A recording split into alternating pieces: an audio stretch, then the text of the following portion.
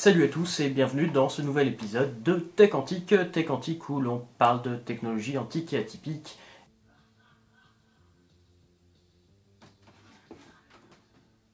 Et pour aujourd'hui, je vais vous présenter ce qu'on pourrait appeler le clou de ma collection. Il s'agit de la Sony TC177SD. Elle a plein de choses intéressantes et donc on va en parler tout de suite. C'est la toute première platine cassette 3 têtes qui a été créée en collaboration avec Nakamichi, donc en 1973.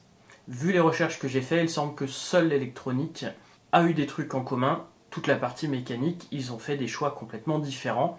Et ensuite, Nakamichi et Sony ont fait des choses complètement différentes. Alors moi, pour ma part, celle-là, je l'ai eue en ressourcerie en 2017 à 80 €. Et vu les prix actuels, c'est pas si cher que ça.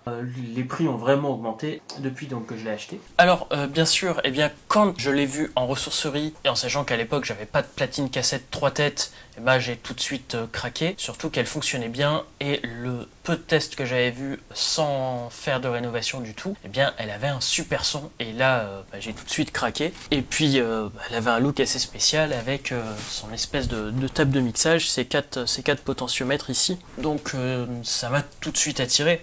C'est pas pour rien qu'elle a un look comme ça. Elle est excessivement lourde aussi. C'était une platine faite pour durer. D'ailleurs, dans la pub pour Sony, il disait que c'était une platine pour la vie.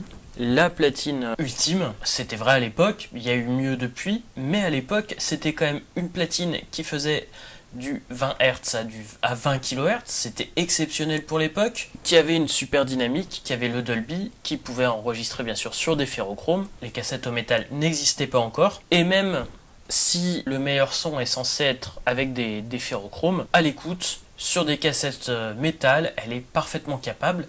Et sur des très bonnes cassettes ferriques et de type 2, qui n'existaient pas des aussi bonnes à l'époque, elle a un son qui est vraiment superbe, des basses super présentes, des aigus qui passent très bien aussi, et elle est assez tolérante avec des cassettes qui sont abîmées, donc c'est vraiment une super platine. Donc la qualité de son a rien à envier aux très bonnes platines cassettes. Et au niveau du fonctionnement, elle a quelques trucs intéressants. Donc là, en fait, au moment de faire cette vidéo-là, je l'ai mis à côté pour pouvoir la démonter et vous présenter l'intérieur, mais aussi pour faire une rénovation. Pour l'ouverture, il faut d'abord retirer les vis sur le côté arrière, puis retirer les vis de la plaque avant, ce que je suis en train de faire ici, puisque on n'a pas accès directement à la plaque avant. Ici, la partie arrière où on voit les différents circuits imprimés qui contrôlent les différentes parties de la platine, avec un peu de shielding aussi. C'est plutôt bien réalisé, hein. On est sur de la qualité haut de gamme des années 70, donc de l'électronique assez simple, mais le tout fait que c'est assez compliqué. Le moteur, et puis ensuite une vue globale. Et puis là ici j'en ai profité pour régler correctement les têtes, de façon à avoir la qualité de lecture et d'enregistrement optimale. Ce n'était pas le cas avant. Et puis vue sur les potentiomètres et les vuemètres de l'autre côté. Donc tête d'enregistrement qu'il fallait enregistrer, tête d'effacement et le truc qui va garder la cassette en place. Et ici tête de lecture et enfin donc le deuxième. Et ensuite j'en ai profité pour régler le BIAS pour des cassettes un peu plus actuelles, notamment pour la TDKD, puisque je n'avais jamais réussi à faire un très bon enregistrement avec cette platine. C'est fait maintenant que le BIAS a été réglé. Le BIAS ne serait qu'à l'intérieur, donc avec les deux petites vis que vous voyez à l'instant.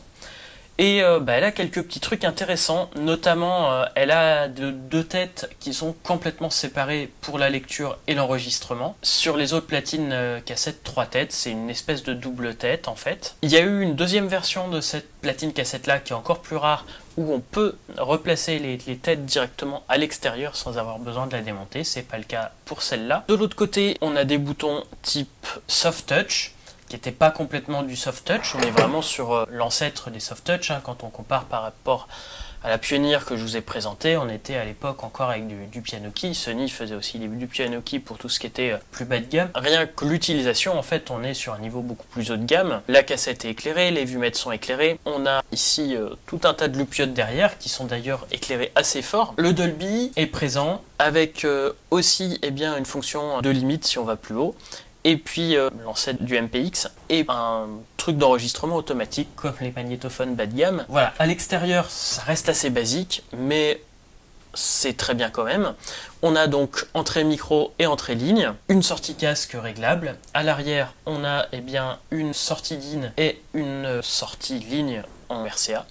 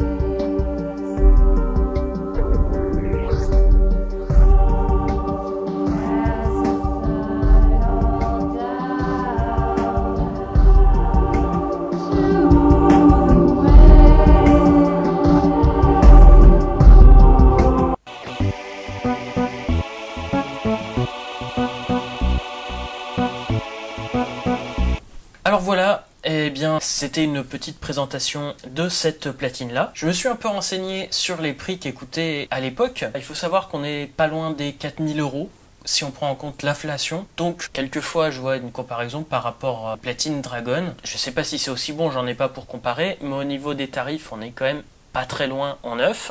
Bien sûr, ça n'existe plus en neuf depuis 1978, donc elle a été produite de 73 à 77. Ça reste au niveau son ma platine favorite. Par contre, il est vrai que je l'utilise pas forcément tous les jours, et même je l'utilise pas énormément non plus, pour plusieurs raisons, et la principale étant qu'elle consomme beaucoup d'électricité, qu'elle chauffe, qu'elle a du mal en été avec risque de la griller en été, et qu'elle a du mal en hiver aussi. Au final, il y a quand même quelques inconvénients.